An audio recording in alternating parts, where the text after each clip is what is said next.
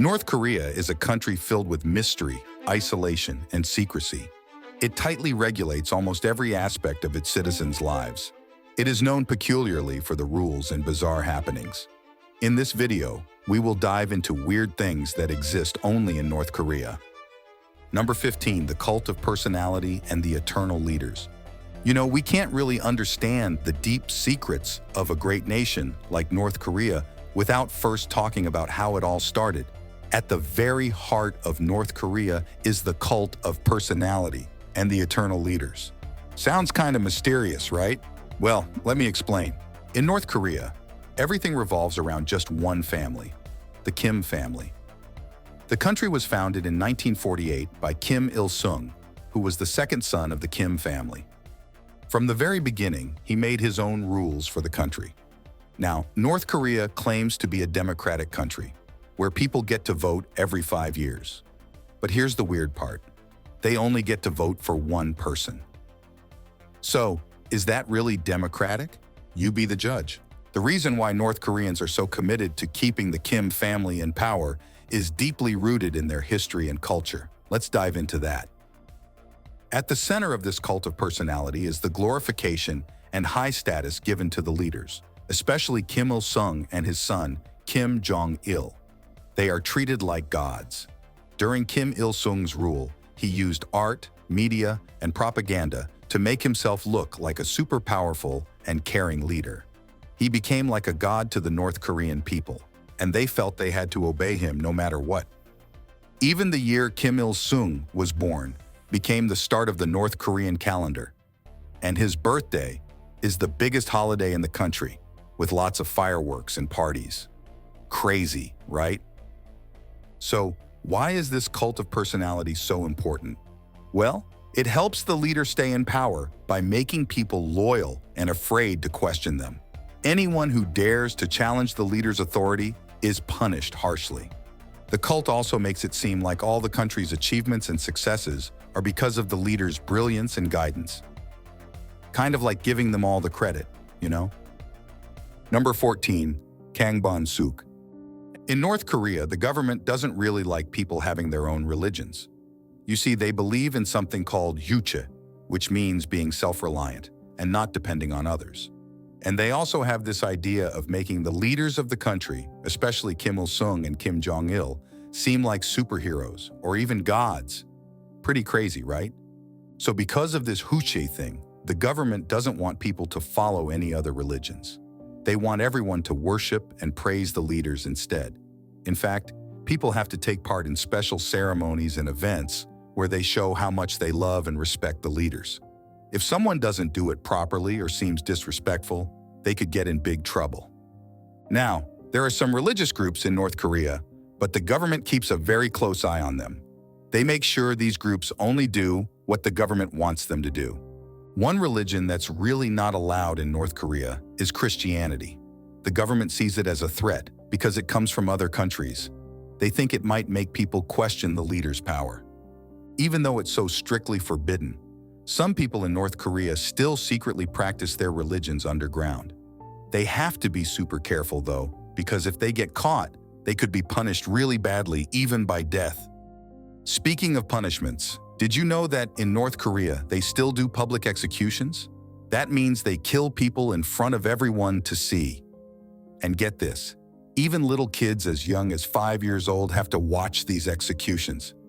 Can you imagine seeing something like that at such a young age? It's really sad and scary. So in short, North Korea is a place where the government doesn't want people to have their own religions or beliefs. They want everyone to worship the leaders instead.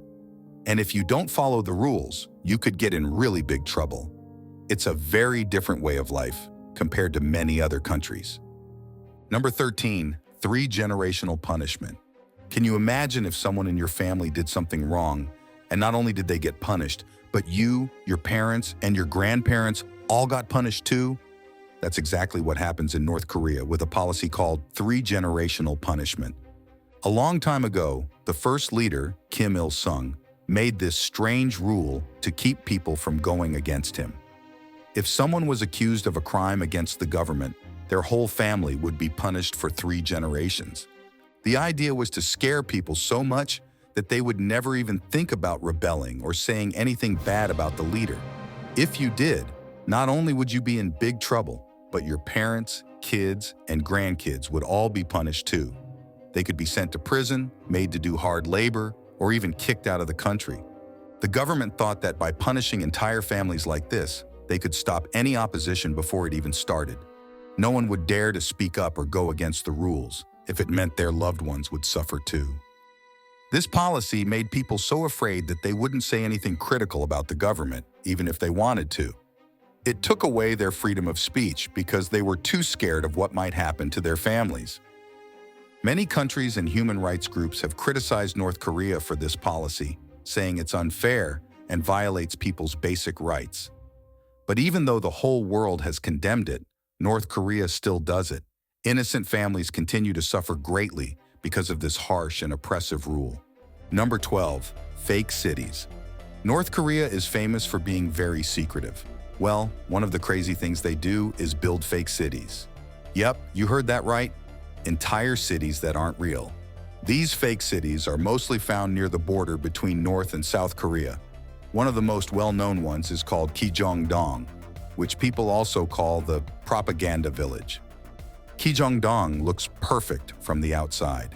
It has tall buildings, brightly colored apartments, and even a huge flagpole sticking up into the sky. It's like a movie set made to look like everyone living there is happy and patriotic. But here's the thing. These fake cities are just for show.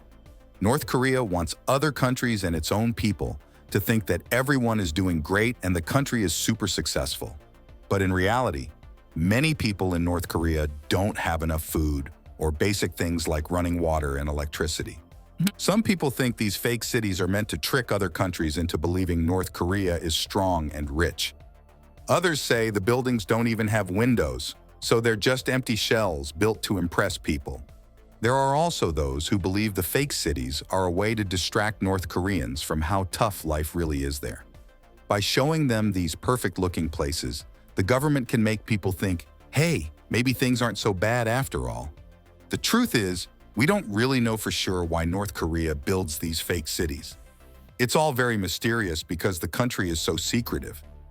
Journalists and visitors aren't allowed to just walk around and see what's really going on. But one thing's for certain, these fake cities are definitely not what they seem on the surface. They're like a magic trick, meant to fool people into thinking everything is hunky-dory in North Korea when that's not the full story at all. Number 11, prohibition of blue jeans and Western clothing in North Korea. You know how kids in most countries love wearing jeans and t-shirts with their favorite cartoon characters or superheroes? Well, in North Korea, that's not allowed. The government there has banned people from wearing blue jeans and any clothing that looks too Western or American. Why do you think they did that? The leaders in North Korea believe that jeans and Western-style clothes represent American culture and influence. They want their people to dress in a way that shows their Korean heritage instead. So what kind of clothes are North Koreans supposed to wear? The government wants them to wear traditional Korean outfits like the hanbok. A hanbok is a colorful dress or outfit that Koreans have worn for centuries. By making people wear hanboks, the leaders think it will help keep their culture and traditions alive. But it's not just about the clothes. The rules are very strict. Special police officers actually go around checking what people are wearing. If they catch someone in jeans or a t-shirt from another country, that person could get fined, criticized in public, or even thrown in jail. Crazy, right? Some people think these clothing rules are unfair. They say it's wrong for the government to control what people can and cannot wear. Others believe the rules help North Koreans keep their unique identity and culture. What do you think? Is it okay for a country's leaders to decide how their citizens should dress? Whether you agree with the rules or not, the clothing restrictions show how much control the North Korean government has over people's daily lives. And that's just the start. Wait until you hear about the crazy rules for haircuts and hairstyles. Number 10, state control haircut.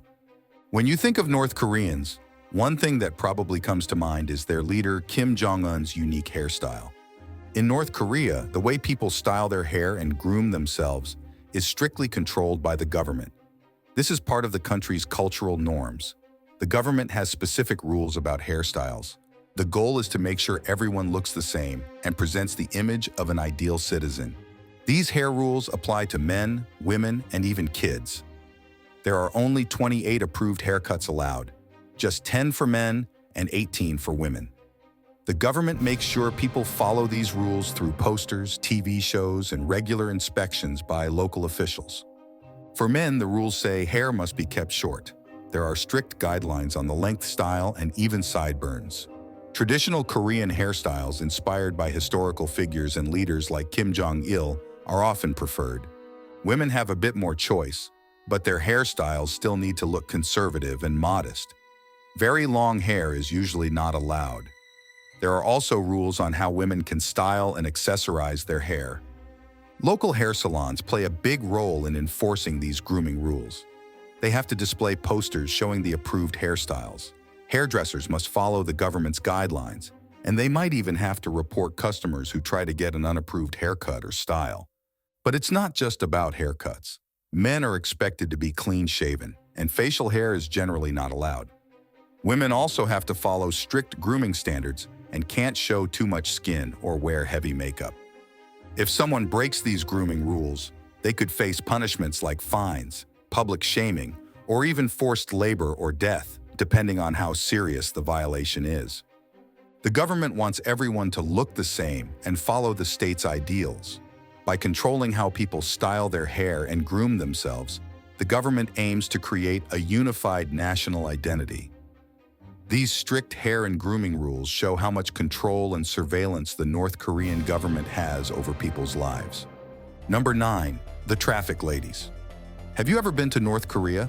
If you visit, one of the first things you'll probably notice are the beautiful women in fancy uniforms. They wear white gloves and hats and control the traffic on the streets. These ladies are called traffic ladies, and they are a big part of North Korea. The traffic ladies work in Pyongyang, which is the capital city of North Korea. Their job is to help cars, buses, and people cross the streets safely. They stand in the middle of the road and use hand signals to tell vehicles when to stop or go. Everyone has to follow their instructions. The traffic ladies are very disciplined and well-behaved. They have to follow strict rules about how to act and what to wear. The government is very proud of them and uses them in propaganda videos and posters. To become a traffic lady, you have to be chosen carefully. The ladies are picked based on how tall they are, how they look, and how well they did in school. Once picked, they get special training to learn traffic rules and hand signals. The traffic ladies have been around since the 1960s. Back then, North Korea wanted to make their country very orderly and disciplined. The traffic ladies helped with that goal. Now, they are an important symbol of North Korea's way of life. With their fancy uniforms and important job, the traffic ladies show how North Korea values tradition, discipline, and national pride. Their unique look and role make them special symbols of North Korean society. The text says other countries should think about having traffic ladies too. Do you think ladies in your country could do a good job controlling traffic like the North Korean ladies? Let me know what you think.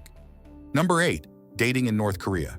Dating in North Korea is very different from what you might be used to.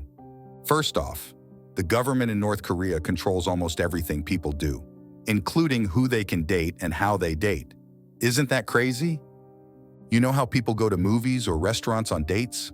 Well, that's not allowed in North Korea. Instead, couples can only go for walks together on the street. And get this, they're not even allowed to hold hands. They have to keep their hands to themselves at all times. The reason for these strict rules is that the government is always watching people. They have cameras and spies everywhere, making sure no one breaks the rules. If a couple gets too romantic, they could get in big trouble. In North Korea, it's common for parents to choose who their kids will marry. They pick someone from a good family who is very loyal to the government. The kids don't really get a say in it. Another wild rule is that North Koreans are not allowed to date foreigners from other countries. The government thinks that's too risky and might be a way for spies to sneak in. So in short, dating in North Korea is super controlled by the government. Couples can't go on normal dates, can't be too romantic, and often have their partners chosen for them. It's all to make sure everyone follows the government's very strict rules. Number 7. No use of contraceptives and sanitarias. You know, there's something really interesting and kind of surprising about women in North Korea. Can you imagine not knowing what a sanitary pad is, even though they've been around since way back in 1888? Well, that's the case for many ladies living in that very secretive country. Because North Korea is so closed off from the rest of the world, a lot of normal things we take for granted might not have made their way in yet. Some women who were lucky enough to leave North Korea have shared their experiences. They said that instead of using sanitary pads during their periods, they had to use old rags and towels over and over again after washing them. I don't know about you, but I find that really unhygienic and kind of gross. Using the same cloths repeatedly doesn't seem very clean or comfortable, does it? In today's world, women should have the right to proper sanitary products that make them feel fresh, protected, and unbothered during that time of the month. Don't you agree? It's just basic dignity that all ladies deserve, if you ask me. Number 6. No television, telephone, or internet connection in North Korea.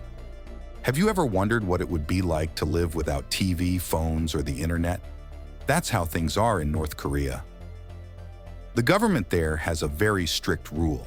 No one is allowed to have a television, telephone, or internet connection.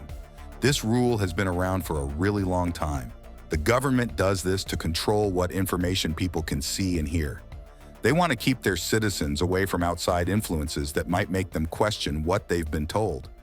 By not letting people watch foreign TV shows or go on the internet, the government can decide exactly what stories and messages everyone sees and hears. This helps them keep their citizens loyal and believing in their leaders, almost like a cult. The lack of outside information also makes North Koreans feel more united with each other and their country. Since they can't see how other people live, they are less likely to want a different life for themselves. The government works very hard to make sure this rule is followed. They have lots of ways to watch people and censor anything from the outside world. If someone is caught with a secret TV or internet device, they could go to jail or even be executed. That's how serious it is. But even with all the rules, some brave people still try to get outside news and shows. They might use illegal satellite dishes or smuggled devices. However, this is extremely risky since getting caught means huge trouble. Isn't that crazy? Now here's something even crazier. There's a photo going around that seems to show high school students practicing married couple activities right in their classroom. If that's real, it goes against all the moral lessons North Korea teaches. What do you think about that? Let me know in the comments. Number 5. Prison camps in North Korea. Have you ever wondered what life is like for people locked up in North Korean prisons? It's not a pretty picture. North Korea has different kinds of prisons: political prisons, labor camps, and re-education centers. Political prisons are for people the government sees as enemies. Maybe they spoke out against the rules or tried to escape the country. In these prisons, life is really tough. Prisoners have to do hard labor without much food or medical care. They get tortured, beaten up, and sometimes even killed. The guards want everyone to be scared and obey. Then there are labor camps. These are for people who broke laws like trying to cross the border or smuggling things. In labor camps, prisoners work really hard jobs all day long without any breaks or pay. It's super tiring and unfair. The last type is re-education centers. These are supposed to be for people who did small bad things or didn't follow the rules perfectly. The guards try to make them really loyal to North Korea's leader through mind games and lessons. It's like brainwashing. While re-education centers sound a little better than the other prisons, they're still pretty bad. The prisoners can't leave and have to do whatever the guards say. No prison in North Korea is a nice place to be. The whole system is set up to control people through fear and punishment. Number 4. The educational system in North Korea. School system in North Korea. It's quite different from most other countries. In North Korea, the government controls everything about education. From a very young age, all children between 5 and 16 years old must go to school. Their schooling has 3 stages: primary school, secondary school, and higher education like college or university. In their classes, North Korean kids learn subjects like their language, math, social studies, and physical education. But here's the catch. Their lessons are filled with propaganda. That means they are taught to glorify, praise highly their country's leaders and revolutionary history. Even more interesting, the kids are taught something called Juche ideology from when they are very little. Juche tells them to be self-reliant, support the military, and be completely loyal to the Kim family that rules North Korea. The schools are very strict about who gets to study what. Kids are picked and separated based on how loyal their families are to the government. If a student's relatives are seen as disloyal, that student may face discrimination and have fewer opportunities, sometimes even being prevented from studying. The teachers have a very important job, making sure the students follow the government's rules and ideas. They receive special training to instill the regime's principles in the students. Critical thinking, where you question ideas, is not allowed. Instead, students must conform and accept what they are told. Outside of regular classes, there are youth groups and children's clubs where kids can do extracurricular activities like music, sports, and arts. But even these fun activities are used to promote loyalty to North Korea's government. Getting into a good university in the capital, Pyongyang, is extremely difficult. Only a small number of students chosen by the government get to attend the best schools there. Most students go to universities in other regions of the country. After graduating, the government decides what job you will have based on their needs, not your personal dreams or ambitions. Your role is to help and serve the ruling regime, putting your own wishes aside. It's a very different system than what we are used to. Number 3, peculiar time zones and calendars. North Korea is in a time zone that is 8 hours ahead of the time we use here. We call that Coordinated Universal Time, or UTC. But in North Korea, they call it Pyongyang time, named after their capital city, Pyongyang. Now, here's the really interesting part. Their time zone is actually half an hour behind the time zones of their neighbors, South Korea and Japan. Imagine having to constantly adjust your watch when crossing the border. In 2015, North Korea decided to make their time zone even more unique. They shifted their clocks by 30 minutes to celebrate 70 years since they became free from Japan's rule. By doing this, they wanted to show that they are independent from Japan and not following Japan's time anymore. But wait, there's more. North Korea also has its own special calendar. It's called the Juche calendar. This calendar starts counting years from the birth year of Kim Il-sung, who was the first leader of North Korea. So, instead of 2023, in North Korea, it's year 112. Isn't that just fascinating? North Korea really wants to stand out and be different from the rest of the world. Having their own time zone and calendar helps them feel more independent and in control. Even though it might make things a bit confusing for people visiting or doing business there, North Korea is proud of being unique. Number 2, the Ryugyong Hotel. Have you ever heard of the Ryugyong Hotel? It's one of the biggest hotels in the whole world. This massive hotel is located in Pyongyang, the capital city of North Korea. It's so tall and big that it has become an iconic part of the city's skyline. When you look up, you can't miss it. Just how tall is it? Well, it's around 330 meters high. That's like having 105 floors stacked on top of each other. Imagine climbing all those stairs. It's one of the tallest buildings in the world that nobody lives in or uses. The construction of this hotel started way back in 1987, but then they ran out of money to finish it. For many years, the building just stood there, unfinished. People started calling it the Hotel of Doom because it looked a bit spooky. But the hotel's design is really cool. It has 3 wings that get narrower as they go up, kind of like a pyramid or a tall cone. The outside is made of glass and concrete, which gives it a very futuristic look. Even though it took a really long time, some work has been done on the hotel recently. They added bright LED lights that make the whole building glow at night. Nobody really knows what the inside of the hotel looks like because not many people have been allowed in. It's kind of a mystery. But one thing is for sure, this hotel stands as a symbol of North Korea's big dreams for amazing buildings, even though it has never had any guests or been used. Number 1, Arirang Mass Games. The Arirang Mass Games are a really cool event that happens every year in North Korea. It's all about celebrating the country's history and getting people to feel proud of being North Korean. The games are like a big show with dancing, gymnastics, music, and even military displays. It's a way for the government to teach people about their beliefs and ideas.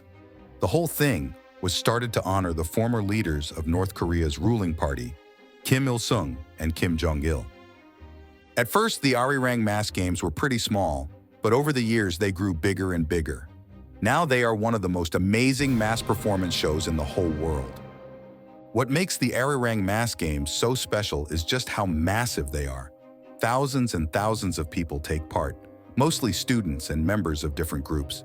They all move together perfectly, creating cool patterns and pictures that you can see from really far away. It must take a ton of practice and discipline to get that good. The shows happen at the Mayday Stadium in Pyongyang, the capital city.